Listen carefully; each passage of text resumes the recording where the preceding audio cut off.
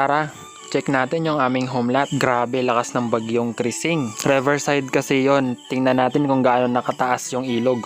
Time check, pasado alas 9 na. Parang 3 araw na itong umuulan. Baha na sa ibang parte ng Palawan. Medyo maputik-putik na ang daanan. Nakarating na nga tayo, nakakandado pa ito. Buti hawak ko ang susi ng tagumpay. Excited na ako makita kung gaano kalakas ang tubig sa ilog. Open Sesame! Ito nga pala ang aming homelat. Kita nyo, maraming tanim. Kahit ako, mahilig na ring magtanim.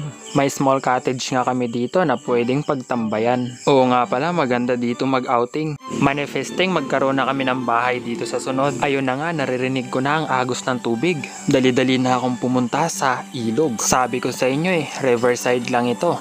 Kaya, makikita nyo live ang baha. Yan ang sinasabing rumaragas ang ilog. Ang sarap magtalon.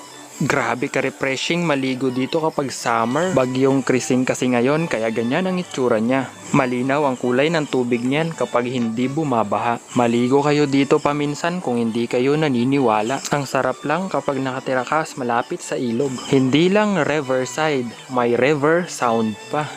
O ayan na guys, nakita na natin ang sitwasyon ng ilog dito sa aming homelat. Let's pray for safety. God is good all the time. Salamat sa panonood. Subscribe to my YouTube channel. Garamad.